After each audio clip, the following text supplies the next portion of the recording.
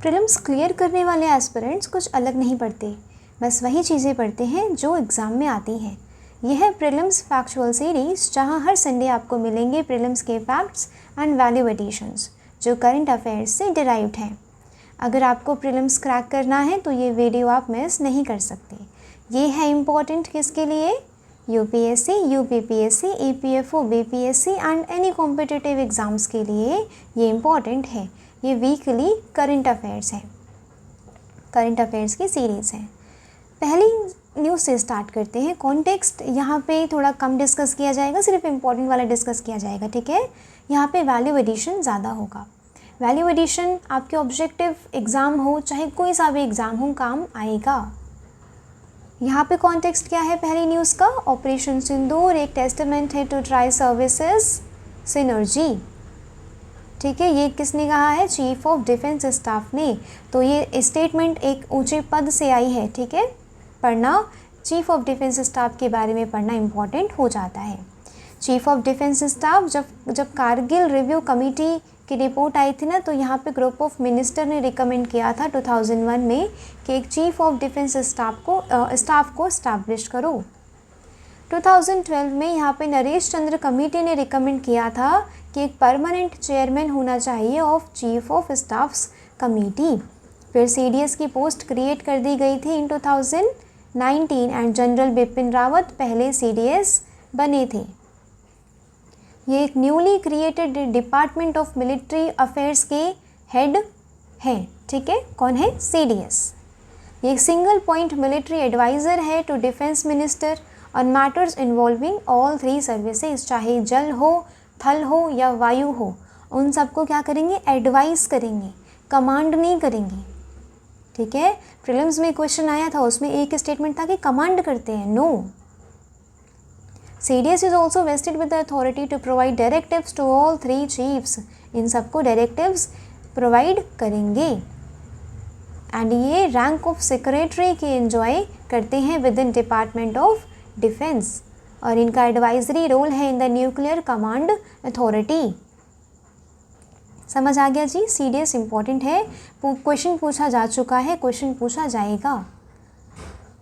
Next, historic steps towards आत्मनिर्भर भारत। यहाँ पे फाउंडेशन लाइंग सेरेमनी की गई है किसकी? ब्रह्म BEML rail manufacturing hub project की, जिसकी वॉट कितनी है? 1800 करोड़ रुपीस लगाए गए हैं इन उमरिया विदिशा पार्लियामेंट्री कॉन्स्टिट्यूएंसी मध्य प्रदेश में। याद रखेंगे, ठीक है। ऑब्जेक्टिव के लिए 1 लाइनर करंट अफेयर के लिए इंपॉर्टेंट हो जाता है। यहाँ पे ब्रह्म BEML रेल मैन्युफैक्चरिंग हब कहाँ पे इस्टेब्लिश किया गया है? उमरिया विदिशा मध्य प्रदेश में। नेक्स्ट, यहाँ पे ministry of youth and sports, youth affairs and sports ने क्या कहा है कि खेलो इंडिया जो अस्मिता है ये एक एफर्मेटिव एक्शन है in sports for increasing women's participation. यहाँ पे इम्पॉर्टेंट हो जाता है अस्मिता को पढ़ना। अस्मिता क्या है? Achieving sports milestone for inspiring women. ये पार्ट है किसका? खेलो इंडिया मिशन का। ये प्रमोट करता है जेंडर न्यूट्रल स्पोर्ट्स कल्चर। यहाँ पे कोई जेंडर डिस्क्रिमिनेशन ना रहे कि वुमेन है नहीं खेल सकती, ये नहीं कर सकती, ऐसे नहीं कर सकती, राइट। ये वाली डिस्क्रिमिनेशन वहाँ पे ना रहे। स्पोर्ट्स कल्चर में एक gender neutral sports culture establish हो। Sports authority of India support करता है national sport federations in these conducting these leagues across multiple age groups, zonal और नेशनल लेवल पे। अस्मिता 2021 में लॉन्च किया गया था। इसका मकसद एम यही है कि वुमेन की पार्टिसिपेशन को स्पोर्ट्स में बढ़ाया जा सके। वही बात करते हैं खेलो इंडिया इनिशिएटिव की। It is a national level multidisciplinary sports, ठीक है। ये कंपटीशन हेल्ड किया जाता है schools and colleges across India. Prime minister ने लॉन्च किया था first edition of Khelo India games, कहाँ पे? इंदिरा गांधी एरेना न्यू दिल्ली 2018 में। याद रखेंगे, ठीक है। पूछा जा सकता है, वैसे ज़्यादा प्रोबेबिलिटी तो नहीं है, बट क्या पता क्या आ जाए, ठीक है, इसीलिए पढ़ लीजिएगा। 2019 में नेम चेंज कर दिया गया था खेलो इंडिया यूथ गेम्स। खेलो इंडिया यूथ गेम्स 2025 का इम्पोर्टेंट है, पूछा जाएगा। 2025 को ऑर्गेनाइज किया गया था बिहार के 5 डिस्ट्रिक्ट्स में, पटना, राजगीर, बेगूसराय, गया एंड भागलपुर। यहाँ पे 3 मेजर इवेंट्स को यहाँ पे कंडक्ट किया गया। जिम्नास्टिक, शूटिंग एंड साइकिलिंग, ये न्यू दिल्ली में हेल्ड किया गया था। ठीक है जी, 3 मेजर इवेंट्स इसी से रिलेटेड कहाँ हुए थे? जिम्नास्टिक, शूटिंग एंड साइकिलिंग के कहाँ हुए थे? न्यू दिल्ली में। गजसिम्हा, गजसिम्हा पता है? मस्कोट है 2025 ईयर्स गेम का। Next, important days of the week. मैं डेज आपको वो साथ साथ में कवर करवाती रहती हूँ ताकि आपको लास्ट में डेज़ की लिस्ट लेके ना बैठना पड़े। ये देखिए 12 अगस्त को इंटरनेशनल यूथ डे था। इस साल की थीम क्या है? Local youth action for sustainable development goals and beyond.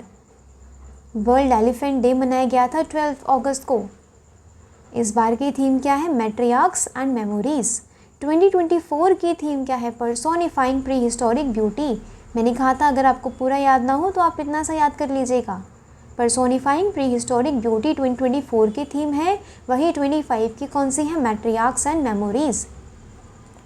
इनका गेस्टेशन पीरियड क्या होता है? कितना होता है? Around 22 months. Asian elephants, Indian elephants जो हैं ये इंडेंजर्ड है IUCN की रेड लिस्ट में। नेशनल हेरिटेज एनिमल कहा जाता है इंडिया वो एलिफेंट को। फिर नेशनल यूथ डे कब मनाया गया? अभी तो हमने ऊपर देखा इंटरनेशनल यूथ डे, राइट। अब नेशनल यूथ डे मनाया गया था 12 जनवरी को। दोनों 12-12 को मनाया जाता है, कंफ्यूज नहीं होंगे। एक 12 अगस्त है ऊपर वाला इंटरनेशनल यूथ डे, ये वाला 12 जनवरी है। यहाँ पे स्वामी विवेकानंद की बर्थ एनिवर्सरी के दिन ये सेलिब्रेट किया जाता है। 2025 की थीम क्या थी? Youth for a sustainable future shaping the nation with resilience and responsibility. याद रखेंगे सस्टेनेबल थीम इस बार भी है। Sustainable SDG, sustainable development goals 2025 के वो 12 अगस्त वाले में भी था, ठीक है। इंटरनेशनल यूथ डे में भी ये वाली थीम थी। नेशनल यूथ डे की 2024 वाली थीम कौन सी है? Arise, awake and realise the power you hold. ये स्वामी विवेकानंद का एक कोट भी है। Arise, awake and stop not till the goal is reached. 13 अगस्त को मनाया गया था वर्ल्ड ऑर्गन डोनेशन डे। इस बार की थीम क्या है? यही आपको याद रखना है। इंपॉर्टेंट डेज एंड उनसे रिलेटेड उस साल की थीम या उससे प्रीवियस ईयर की थीम पूछे जाते हैं, तभी तो मैं ये वाली चीज़ें आपसे डिस्कस करती हूँ। आंसरिंग द कॉल इस बार की थीम है। 14 अगस्त को यहाँ पे विभाजन विभीषिका स्मृति दिवस मनाया गया था। पार्टीशन हॉरर्स को रिमेंबर करने के लिए कितने सारे लाखों लोग माइग्रेट हुए थे, मरे थे, राइट। तो ये हम हॉरर को रिमेंबर करते हैं 14 अगस्त को। इस दिन पाकिस्तान का इंडिपेंडेंस डे भी होता है। वहीं हमारा इंडिपेंडेंस डे 15 अगस्त इंडिपेंडेंस डे मनाया गया लाल किले पे, जहाँ पे PM मोदी ने स्पीच दी। PM मोदी ने कुछ खास बात कही उसमें, सुदर्शन चक्र मिशन, राइट, एंड GST जो रेट स्लैब्स हैं उनको डिक्रीज़ किया जाएगा, उनको हटाया जाएगा। कौन से रहेंगे? अब 5 एंड 12 रहेंगे। 18 एंड 28 वाले GST स्लैब्स को हटाया जाएगा। ये मैं डिस्कस करती हूँ, ठीक है, अपने एनालिसिस वाले में। कॉन्टेक्स्ट 5th क्या है यहाँ पे? Lok Sabha passes national sports governance bill.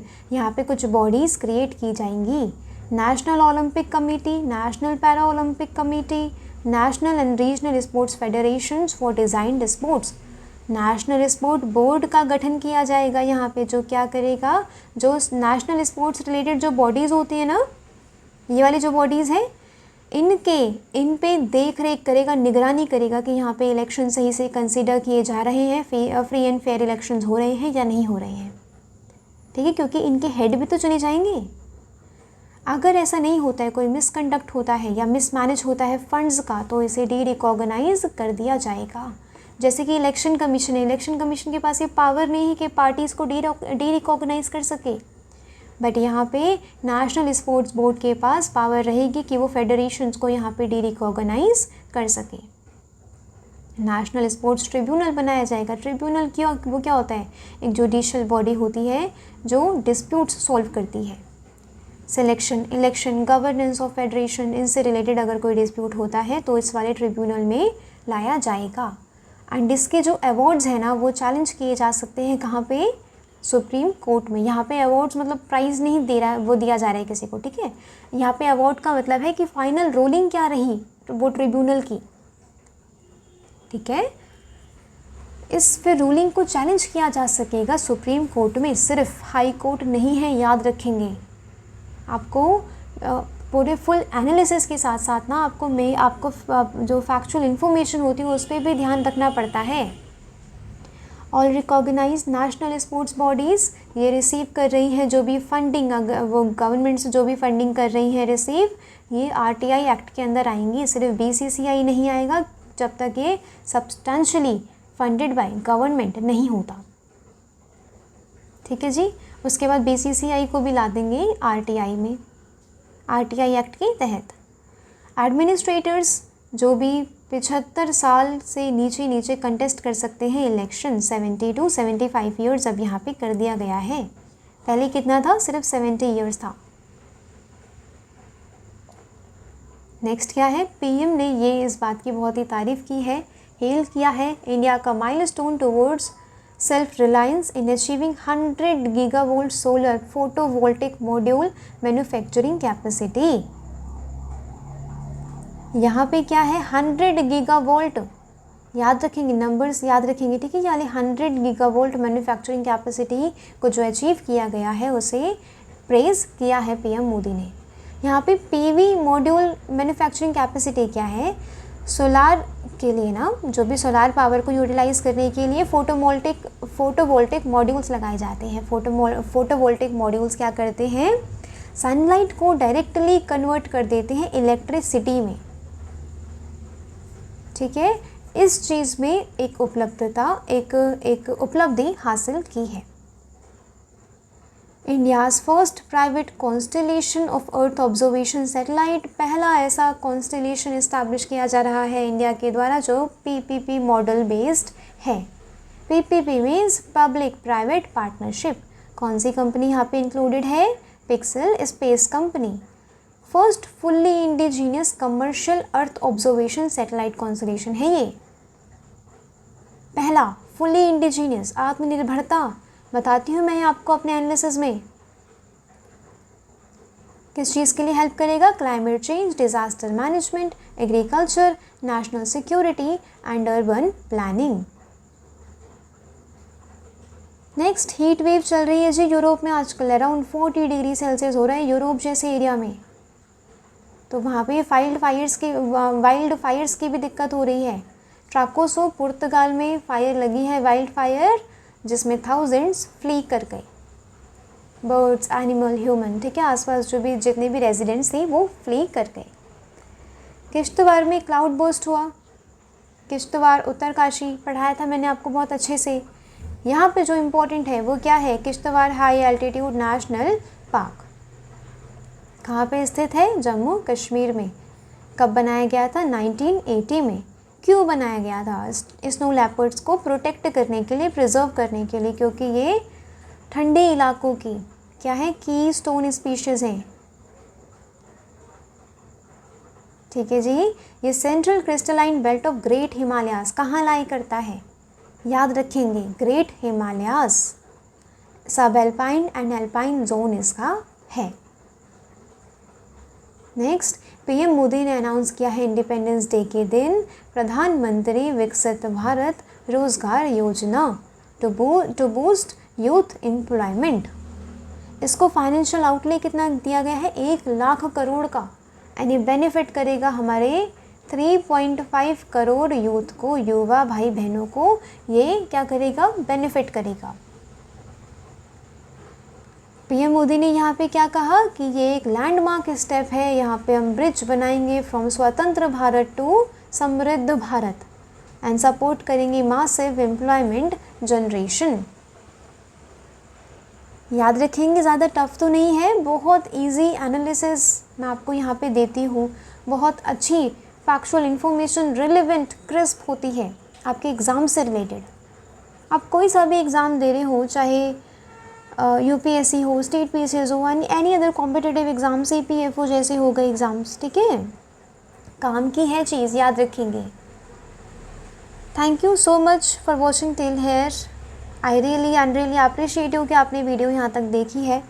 Comment करके बताइएगा कैसी लगी। कुछ चीज़ें इंक्लूड करवानी हो या एक्सक्लूड करवानी हो तो बताइएगा। मैपिंग वगैरह करानी हो ना तो मैपिंग तो मैं डेली करवाती हूँ, आप लोग देखते रहिए वो वाली वीडियोज़ भी। हर संडे ये वाली वीडियो आएगी। मिलते हैं अब कब, नेक्स्ट संडे। वीडियो कैसी लगी बताइएगा, शेयर करिएगा अगर थोड़ी सी भी वैल्यूएबल लगी हो, सब्सक्राइब करिएगा अगर थोड़ी सी भी वैल्यू ऐड इसने किया हो।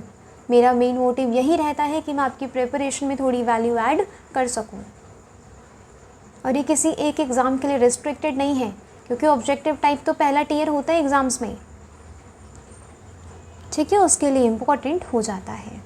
तो मिलते हैं कब, अगले संडे। तब तक के लिए अपना ध्यान रखिएगा। जय हिंद।